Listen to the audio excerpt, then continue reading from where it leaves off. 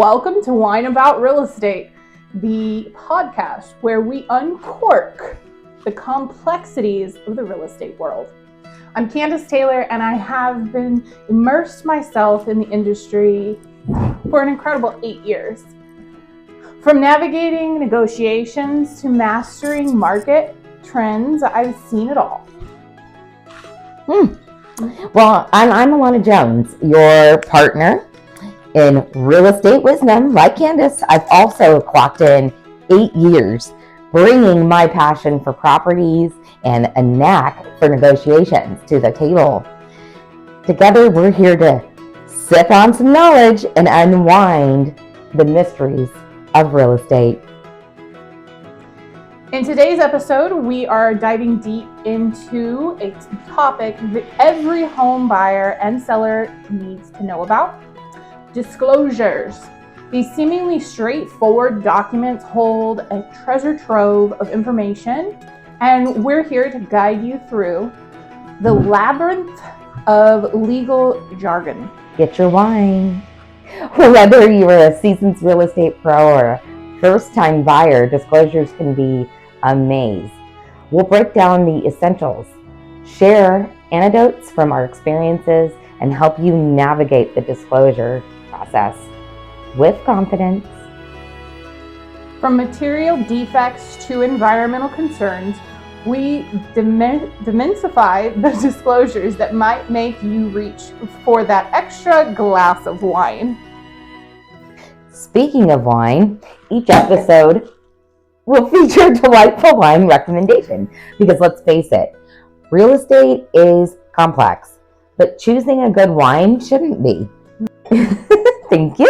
As we sip and discuss, we want to hear from you. Have burning questions about disclosures or any real estate topic, drop us a line. You can email us at wineaboutrealestate@gmail.com, or you can comment and leave your comments in the video below. Now let's get down to business and address the Murad. Is that Murad or Murad? Murad disclosures that come with real estate. We're going to cover comprehensive lists, agency disclosure, a key aspect in establishing relationships with our clients, possibly representing multiple buyers, sellers, Fair Appraisal Act, agent visual inspection, that's a mouthful, disclosure. Each agent walks the home and describes all the rooms and spaces of the property. We have the fair housing disclosure, which is a law advisory about not discriminating. In California, consumer privacy rights. Everything recorded at closing is public information, if you're not aware of that, from the county, but we don't provide your information to anyone without your permission. For example, we may need your permission to send your information to a lender or a title company. There's also a disclosure called the statewide buyer and seller advisory, market condition advisory, fair fraud advisory, I'm gonna drink. Fire investigation advisory, lead-based paint if the property was built before 1978, water conserving plumbing, and carbon monoxide detectors notice. Now let's turn our attention to the 4 pivotal disclosures that truly give insight into the property's history and condition. First up is the preliminary title report. It's a very crucial document disclosing title information, liens, ownership, details, tax information, utilities, county specifics, and the all-important title insurance. Right? And then next, we can explore the natural hazard disclosure, uncovering potential risks like floods, fires, seismic activity, geology, property taxes, oil, gas, noise factors, and environmental concerns. Yes. And after that was a big mouthful, so yeah, good thing you're drinking. Right. Now let's visually immerse ourselves to the transfer disclosure statement, a document completed by sellers, right, revealing the intricacies of the home and the seller property questionnaire, SPQ. Another layer of disclosure that digs even deeper into the property's history. Yeah, and as we green screen that, you'll see it in the background over here, and we'll discuss the importance of these disclosures in providing a comprehensive understanding of the properties we deal with daily. Candace, I wanted to share an experience that I had. Since Lord, we're on up on that. So on the topic of disclosures, so I had gotten a seller in contract. Okay. And the one big question I always get from my sellers is, do I need to disclose that? Here's the rule of thumb. When in doubt, disclose. Always disclose. Yeah. Always. Right. Always disclose. So my story is that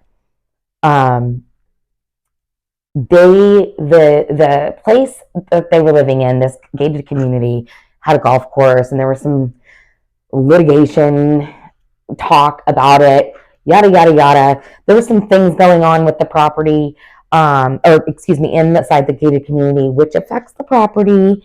Like an HOA, or you have to pay like a membership for the clubhouse sometimes. Right. Yeah. But what happened was the wife was like really worried about disclosing it because she thought it was going to harm the seller of their home. Mm. But I kind of dig deeper into it. Right. That's what we do. Yeah, exactly. And so I found out there was a house around the corner. Okay. They didn't disclose about this particular situation about the golf course. Okay. Yeah. You better take a drink. Mm-hmm. They did not disclose. And the buyer ended up suing the seller, made the seller buy back the home, and sued them for like $250,000. Wow. So not only did they have to buy back the house, they had to pay them $250,000, all because they didn't disclose something. So when you're thinking about disclosure, again, rule of thumb, when in doubt, disclose. Right. Always disclose, because I mean, normally houses are on the golf course are pretty pricey. I mean, we're talking at least $650 or above in our area. Easy, I mean, easy. And then you figure that $250 on top. We're almost at $1 million mistake. Right, and that house even closed for over asking. No, so we love those days. We did, yeah. Those are no more. Mm-mm. So that is one. Why we drink. That was a big, huge disclosure. Not that I didn't know about it, but a big lesson to my sellers of, hey, this is why I'm asking you to disclose everything. Right. It's a super, super important that we're always putting transparency the best policy, period. Absolutely. That's kind of like when I first got my feet wet. You go out and you show all these homes, and then you put your contract in, and then you have that contingency time frame to do your investigations. Well, I happened to have a buyer who picked a home that was not owner occupied.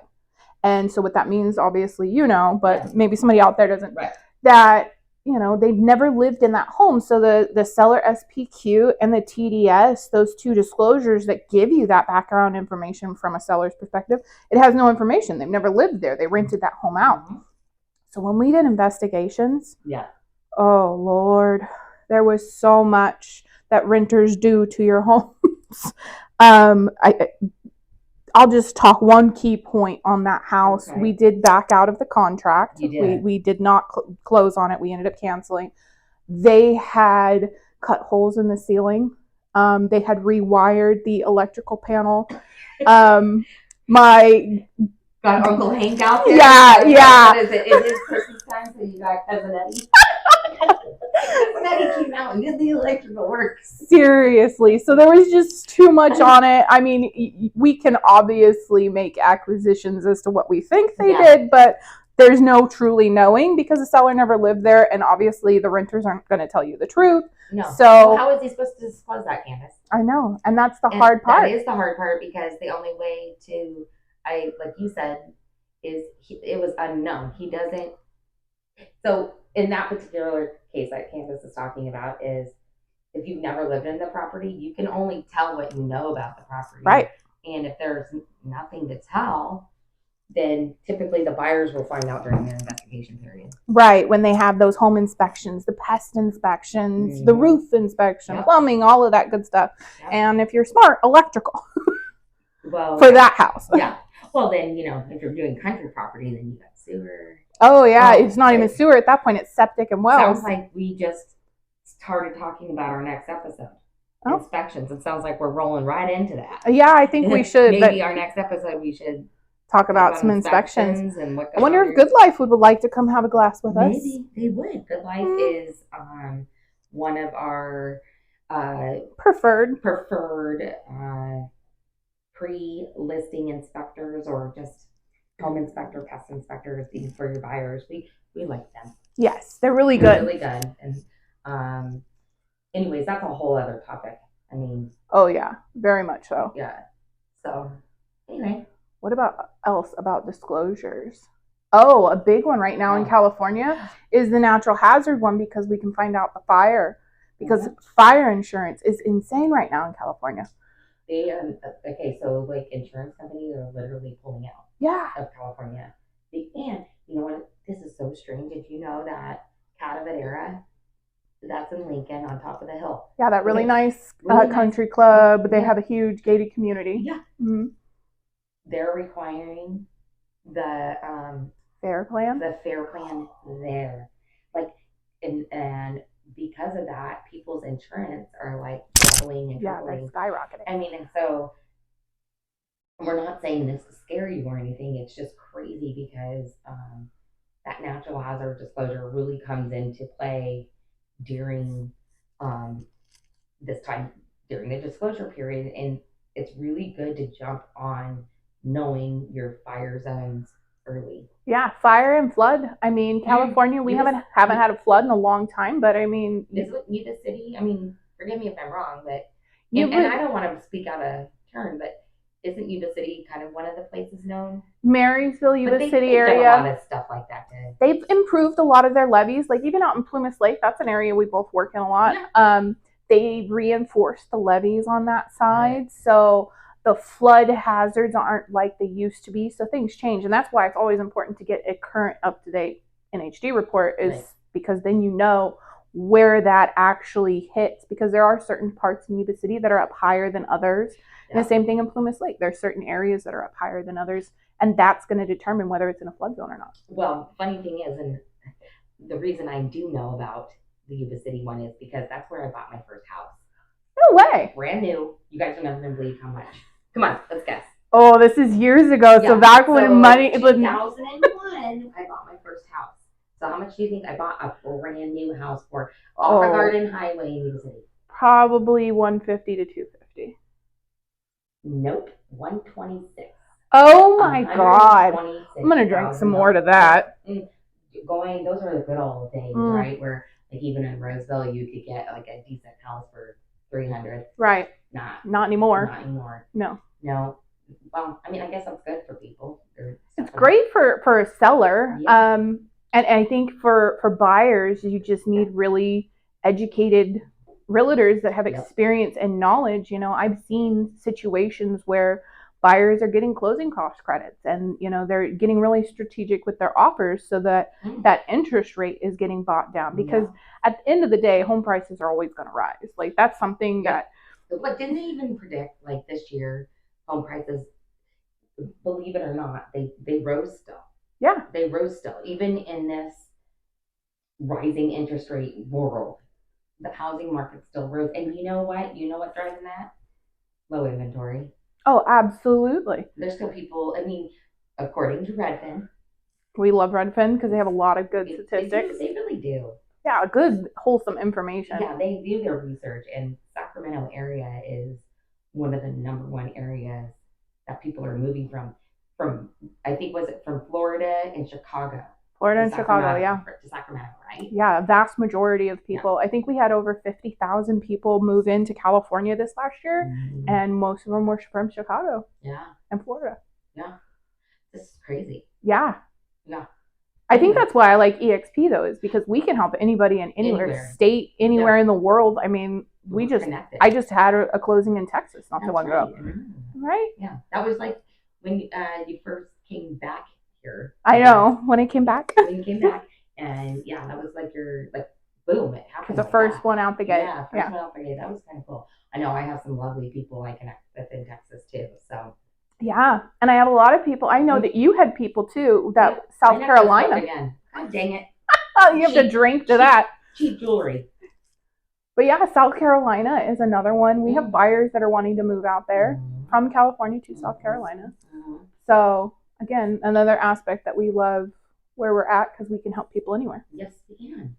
So as we are being talking and going through the disclosures, if there is anything that you are unclear about or want to know more about, right, or you need clarity, please don't hesitate to comment below or reach out to one of us. We are readily available for your questions, or you know what, we obviously like to drink wine and we like to talk.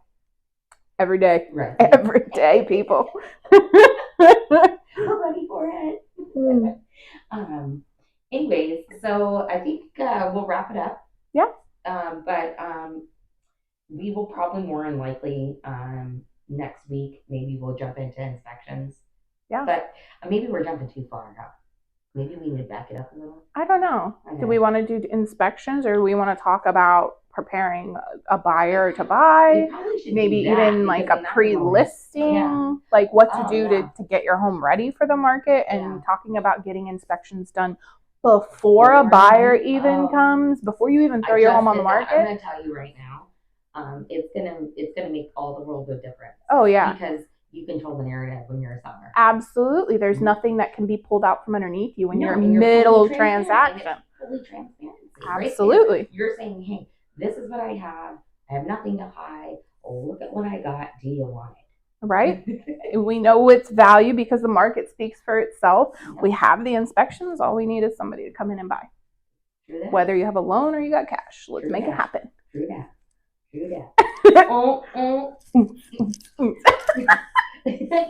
Well, I really hope you guys enjoyed being with us today, because we enjoyed being with you. Absolutely. And well, let's talk about the wine really quick. Oh. This is really good because, okay, let me tell you, Candace, because I am not, I'm a Pinot girl. Yeah. Okay. Yeah. I'm Pinot, Champagne. I love champagne. Yeah, it has to be really light for me. I'm kind of like that. I don't know. I guess I'm a bit beginner still. I don't know if I'm a beginner. Doesn't matter. I'm a drinker. I'm not a beginner at that. But this is really good. So Roscato is my favorite. I was pleasantly surprised. My favorite by far. If I go to any parties, if I'm going anywhere, I usually take it with me. It's actually a dessert wine. It's really good. It's super sweet. It's very subtle. We should have here? We should have some chocolate. Oh, I know. Oh, that would be good. Right? Next time we'll have to get some chocolate. I'm salivating. This is I'm more of a Pinot girl, Champagne girl. I like Chardonnays. I like Prosecco. Prosecco girl. Have you had the Kirkland? Mm-hmm. I think it's really good. Like, that's probably one of the best champagnes you can get for your buck. Oh yeah. $7.99, y'all. $7.99. Right? I think this was $12.99, but this is the bigger bottle and it's a little fancier than $12.99. That's still really good. Oh yeah. Yeah. I mean, I was, like I said, I'm pleasantly surprised. And you can find it anywhere from Walmart to Bel Air. I think I bought this one at Bel Air, but I've seen them at Safeway, you name it, anywhere. Also, don't forget, we have that raffle for anybody that signed up and subscribed to our YouTube channel for the podcast before December 1st. Yes. So on December 1st, we will have that raffle. We'll make a short little video and show it to you guys. Yep. And we'll call the people and let them know that they've won. And so you can choose the first one. The first person's name we draw gets to pick whether they want the Starbucks or the Dutch Bros. Right. So, right. And then the second one. Yeah. I don't think you can go wrong with either one. Right? Yeah. Like, who doesn't love Dutch Bros? Who doesn't love Starbucks?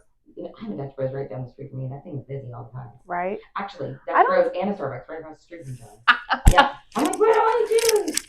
I don't think I've ever driven by a Dutch Bros without a line. Right. Unless it's like 2:00 in the morning and they're not open.